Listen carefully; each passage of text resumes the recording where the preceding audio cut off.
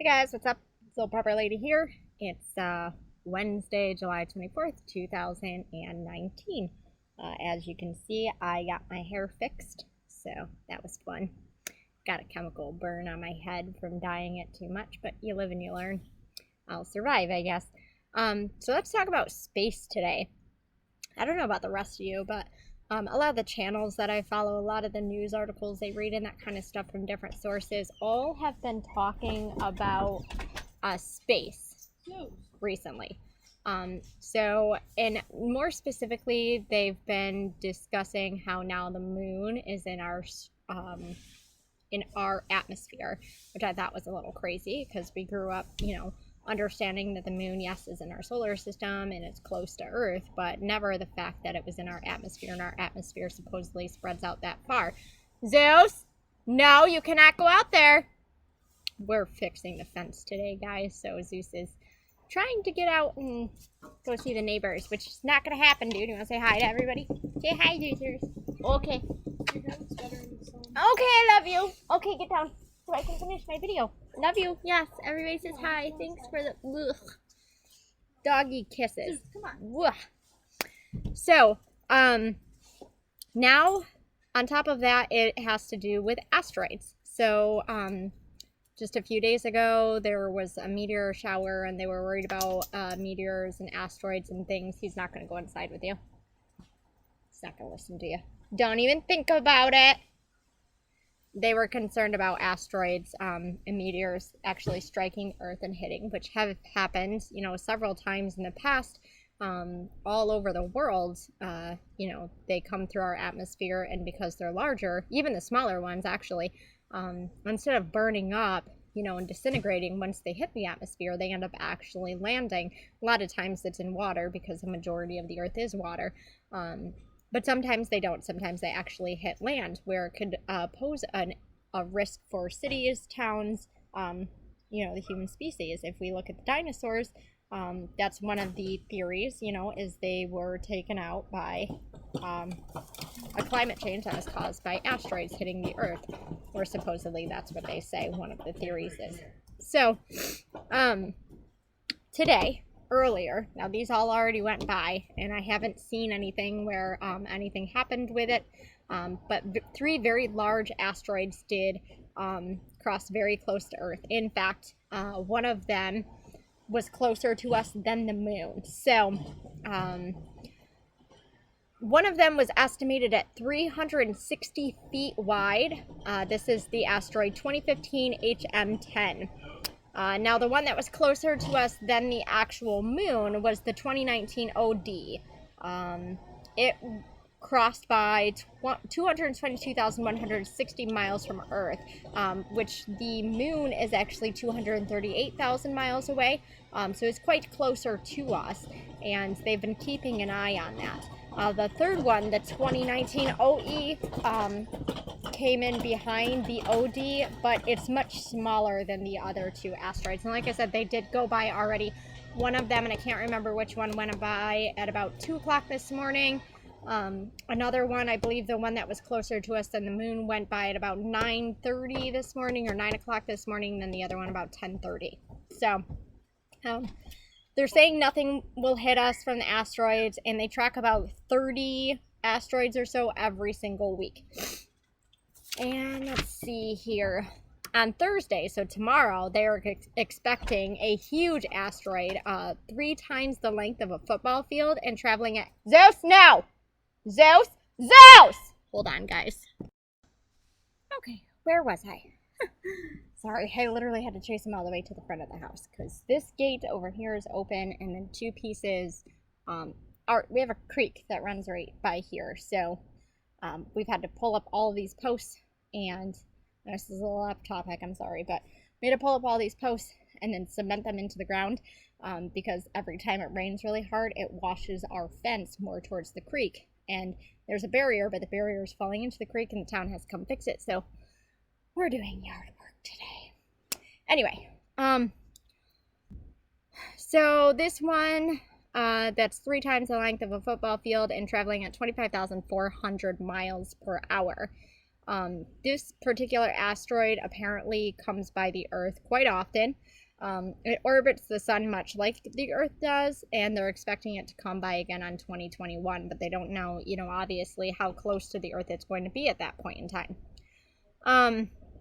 There are now projects that they started, where they're working on trying to launch things into the sky, into space, and try to hit the asteroids and throw them off course. So they're going to continue to do that. They're going to continue to use that technology that they've developed and see what happens with that. Much like, and when I was reading about this, I'm like, oh my gosh, it sounds like Armageddon, because, I mean, Armageddon was a little different considering, they sent a ship up there and then they drilled a hole and dropped a nuke in it and blew it into smithereens, but same kind of thing, you're going up into space and you're shooting things at these giant flying rocks to try to stop them from hitting the Earth. Is it going to work? I don't know. I guess we'll have to see. Could it potentially not work? I don't know. We'll have to see.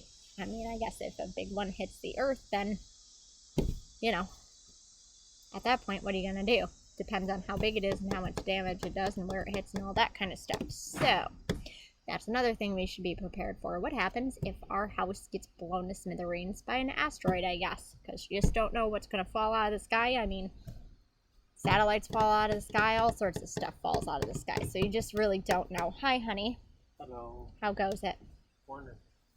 So, the Atlas and the Pan-STARRS telescopes are at the University of Hawaii in Hawaii, and they actually pan the skies.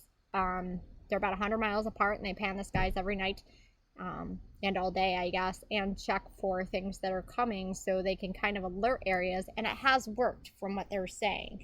So, everybody says NASA is bad, NASA's nothing but lies, but if they're actually using the intelligence of the individuals that are working there for good rather than for evil, I don't think it would be a terrible, institution. It's just they do more harm than good in most instances. But when it comes to this, it looks like they are doing something positive. So they have a jet propulsion laboratory, and they have an impact scale for what these telescopes see coming in, where they think it's going to hit, and they can pretty much pinpoint it down to within,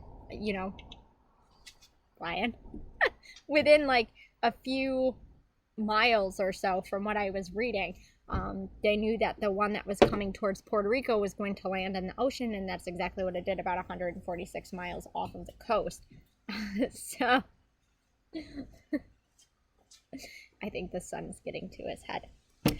So in that aspect, I think it's good, and I think they should continue with these programs, because at least we would have a fair shot if we have some type of a warning system saying, okay, we have an asteroid this large, traveling this fast.